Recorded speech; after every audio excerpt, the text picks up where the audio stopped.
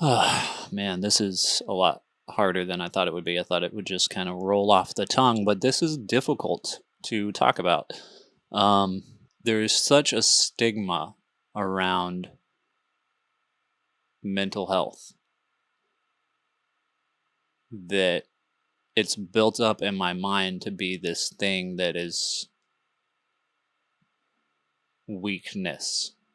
It's not something that people talk about. I think that the culture around mental health, anxiety, panic attacks needs to change. A lot of people are struggling with this. Let's talk.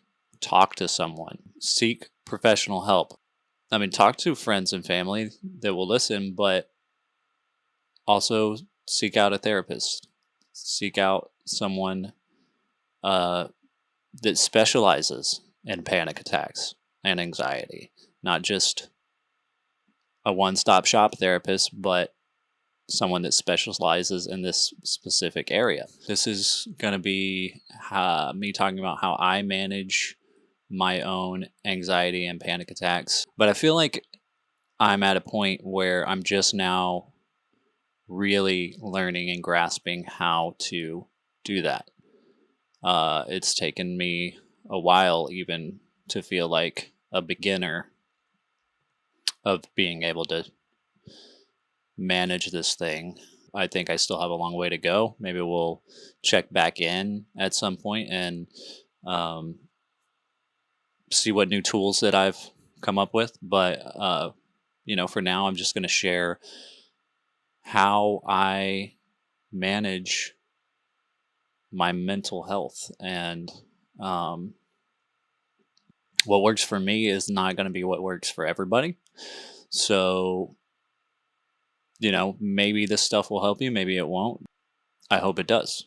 I hope it helps you. Just to give you a little bit of backstory, man, I don't even know where to start. Like, uh, I guess about almost 4 years ago, I was in a job that was giving me a lot of anxiety, and I would go into work and I would have these mild panic attacks. I didn't know what they were. I thought I was just nervous. So instead of trying to be introspective and figure out what was going on with me, I would just avoid the things that would trigger these mild panic attacks. I was ignoring it. I was taking it as a sign of I need to get out of this job. So I left. I left that job. I started looking for other jobs. I had applied with this company, was getting ready to go just see if I could talk to the manager and try to get a face to face interaction, let him know that I had applied. And I drove to the location. I got out of the car. Well, actually, even before I got out of the car, a panic attack was coming. And I still, at this point, didn't know what it was. I'm the type of person who, when I face an obstacle, I just hit it head on. So I got out of the car. I started walking towards the building, and it just kept getting worse. I started having a full on panic attack, and I couldn't figure out what was happening. I didn't know what it was. It was terrifying. So there was a park close by. I went and sat down on a bench, and I just sat there trying to calm down. Before, I was just ignoring this thing, and now I was being forced to face it. I didn't know what it was. I didn't know what was happening. I didn't know who to talk to. I didn't have the vocab. I didn't have. I didn't know what a panic attack was. I didn't have that, if you want to call it vocabulary. It like I didn't know anything. And this is me trying to go talk to a manager to get a job that's going to pay me like $9 an hour. Okay. Like, I mean, it's not like I'm going to pitch $1 million movie. It's not like I'm getting in front of millions of people to speak. It's not like I was applying for a job that it was even going to pay me $30,000 a year, let alone 50, 60, $100,000 a year. I'm literally applying for a job that's going to pay me Less than $20,000 a year. What am I nervous about? That's what was going on in my head. I just thought I was nervous and I didn't understand why. If I can't go interview, then this wasn't even an interview. This was me just going to see if I could get an interview. Things were running through my head like, if I can't do this, I'm not going to be able to do anything. I've got big dreams. Those are gone. I decided in that moment that if I really wanted this job, I would come back and get it. So I left. I didn't go back. I applied for other jobs. I got a job that I really liked, also ended up being high anxiety. It's not too bad. Like, the people that I'm working with help. Like, there was a culture of helping each other out at this new job. Or about a year into this job, I had become good friends with someone who worked there, and we decided we wanted to make a podcast together, a podcast about movies, which I love. It's my thing. We had already been coming up with ideas at work, and then, it finally led to let's get together and really hash out some ideas and figure out what we can do. So I was supposed to meet him. I got in the car, started driving to the location, and the closer I got, the worse it got. I got into the parking lot, stopped the car, was having a full-on panic attack. If I can't meet a friend for lunch to talk about making a podcast where we just talk about movies, how am I ever going to be successful at anything if I can't simply meet someone and talk to them? Took a deep breath. Took several deep breaths. Then I pulled up to the restaurant. Car's still running. Still having a panic attack. Wasn't going away. It was not going away. Keep in mind, at this point, I still don't know what a panic attack is. I don't know what this is that's happening to me. I'm literally freaking out over meeting someone that I see every day at work. I put the car in reverse, I drive off. I text him, I say, hey, I'm having some kind of social anxiety attack. I don't know what's going on. Just give me a few minutes and, I'll come back. He's like, hey, don't worry about it. Let's just meet some other time. I'm somewhat relieved, but I'm also super disappointed, mainly in myself, because I'm letting something stop me that I can't control.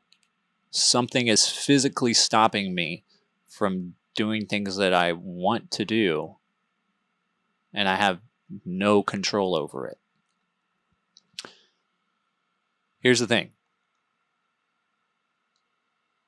You can have control over it, and I've learned how to have control over it. It's taken some time, and like I said, I'm just at the beginnings of learning how to have control over it. It's going to be an ongoing process. You got to start somewhere, and you got to start with talking to someone.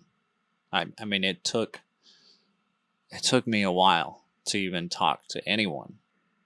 And finding a therapist is not easy. I mean, the first one I tried to book with canceled our first appointment and then wouldn't return my calls. I never met the person. They didn't know what I looked like. They didn't know anything about me. I don't know what the deal was with that. I did find a therapist that I was able to talk to over webcam. And the first session, I felt like I said everything I needed to say. So the second session, I was really nervous. I was having a panic attack before the second session, but I was able to do it, thankfully, and not back out. And, once I got on the call, say, hey, I'm really nervous. I'm having a panic attack. And she helped me calm down. And she started giving me tools to help me figure out what was going on.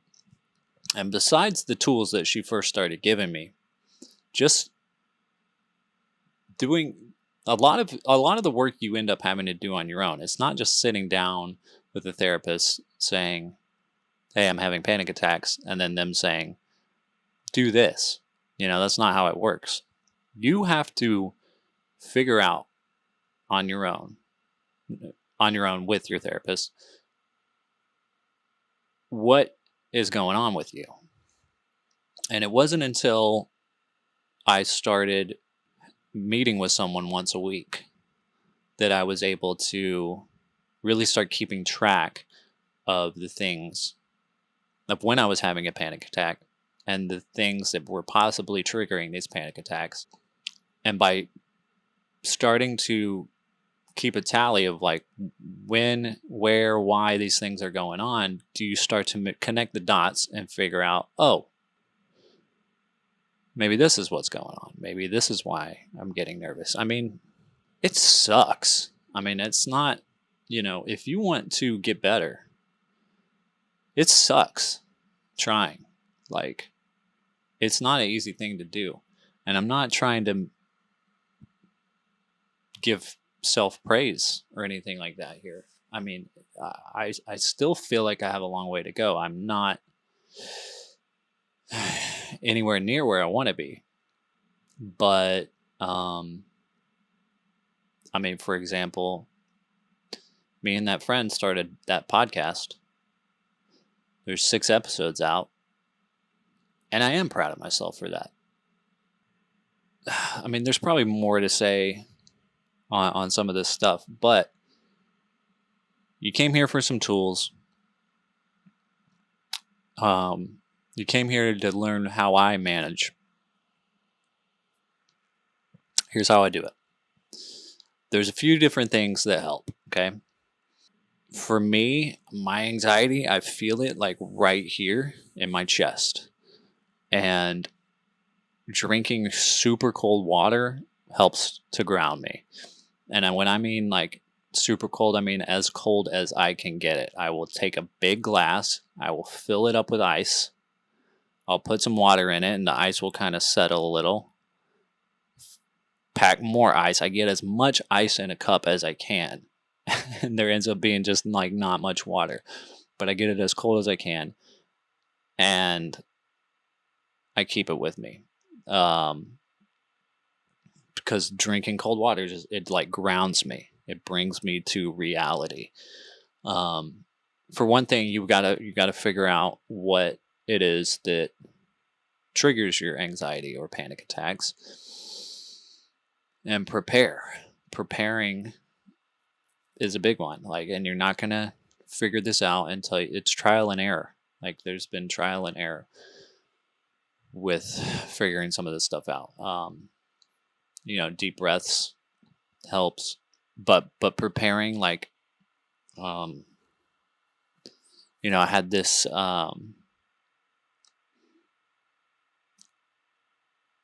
sort of like a pitch meeting, informal. It wasn't supposed to be high pressure, but for a guy who is having random panic attacks for things that shouldn't be high pressure at all, talking to anyone about my movie idea and my script is extremely nerve-wracking. But for this pitch meeting, I just wrote tons of stuff down, and then I put it on different pieces of paper. I spread it out. Luckily, the meeting was just over the phone. So, the thing that was terrifying me the most about this situation was just not having anything to say, just being like stupid, being like brain dead. So I just had to prepare. I had to over prepare, and it went fine. It went good. I did it. I'm proud of myself for doing that. But yeah, drink cold water. Prepare. You just really got to know yourself. You've got to start getting to know yourself. Start learning what it is that triggers you and preparing for when you might be in one of those situations. So, started learning a few things like that were helping me. The thing that started really helping me a lot was um, knowing the difference between excitement and fear. Okay. Because once you start having panic attacks on a regular basis, you're going to be afraid all the time of having panic attacks. I mean, especially if you don't know when or where they're going to happen. It even got to the point where friends and family were triggering panic attacks for me. I'd be at work and an old friend would come in and say hello, and I'd look up and there's the friend. I like this friend, this good friend. All of a sudden I'm having a panic attack and I can't get words out of my mouth. I'm freaking out. Um, I go to my parents' house to see my family. Everything's fine, everything's great. Then another relative shows up and all of a sudden I'm having a panic attack. It's like just the unexpected would sometimes just trigger panic attacks for me. Just and it didn't matter what it was, just anything unexpected. There's no reason for me to have a panic attack for this relative or this friend. I love them, I care about them. But here I am having one. And I started to realize, like, one day when I had to take my dog to the vet. So my dog lives with my parents, and whenever I show up to the house, she's super excited to see me. She's just like jumping, she's shaking, she's happy, right? Then I had to take her to the vet, and she's terrified. She is absolutely terrified. We're sitting in the office and she freezes. I mean, she's just totally frozen. And I'm just holding her body, trying to help comfort her. And I can feel her like shaking, right? And it was kind of the same shaking that she was doing when I showed up and she was excited, right? And I started to realize, I wonder if that's what's going on with me. I wonder if I'm getting excited to see people that I want to see. But because I'm so afraid of having panic attacks, it's immediately triggering a panic attack because my heart rate's going up. And that's exactly what was happening. So I decided to try something new where when my heart rate started to go up, I would just tell myself, I'm excited. I'm excited. I'm excited. I'm excited. I'm excited. I'm excited. And that really started to help. I had a friend text me that he was coming by my work to say hello. I immediately started to freak out a little bit, but then I started to tell myself, I'm excited. I'm excited. I'm excited. And I started to think about, what if I really expressed this excitement, what would it look like? Well, I would probably be just overjoyous and excited and embrace this person. And I think there's a lot of stuff in here that's programmed since childhood. Stuff about masculinity, femininity, flamboyance. I mean, God forbid I get so excited to see my friend that I hug the shit out of him. I started to realize I have a lot of stuff holding me back, and it's just stupid stuff that doesn't matter. I mean, I think a lot of times men are too afraid of looking a certain way, and all that shit. Like, it's stupid. So when the friend showed up, I jumped up and down. I ran to the window. I waved at him. He came inside. I gave him a big fat hug. And you know what didn't happen? I didn't have a panic attack, but I was super excited to see my friend. So, that's something that could help you. Like I said, I still have a long way to go. I'm still trying to figure this out. I mean, just like last week, someone texted me that they wanted to talk about a movie idea that I could help them out with, shooting and whatnot, and told them I would give them a phone call. And then I was I could tell that if I called them, I was going to have a panic attack. Most likely, within 5 seconds of talking to them, it would go away. But I just couldn't muster it up. And I texted them instead and I said, hey, I've been struggling with panic attacks and I'm kind of nervous about calling you. Let's just text. And they were cool with it and it was fine. Sometimes that's okay. Like sometimes it's okay to not do the thing, and find a way around that works for you. You've got to be honest with yourself and you've got to be honest with others where you're at. Like you've got to be able to people have got to be able to talk about it. I mean, if I tried to avoid telling that person that I was having panic attacks, then I would feel like I was lying to them or I was hiding something, Shouldn't have to hide. People are trying to hide their mental health, then no one's going to get better. So let's all help each other. Let's try to get better. Let's work together. Let's help a friend out. Let's talk to people, hear people, and go to therapy, please. Everyone. I think everyone should. Going to therapy, like my first few sessions, like I just was embarrassed. I mean, I was so embarrassed that I couldn't tough it out. I mean, nobody is saying that working out once a week is unhealthy for you. Going to therapy once a week is working out your mind. You need to keep up your mental health as much as your physical health. Let's all do that. I hope I covered everything that I wanted to. I hope that you guys are enjoying the channel. I don't know where this channel is going from here. I don't know what my video is going to be next week. I'm taking it 1 week at a time. I mean, we're going to have fun.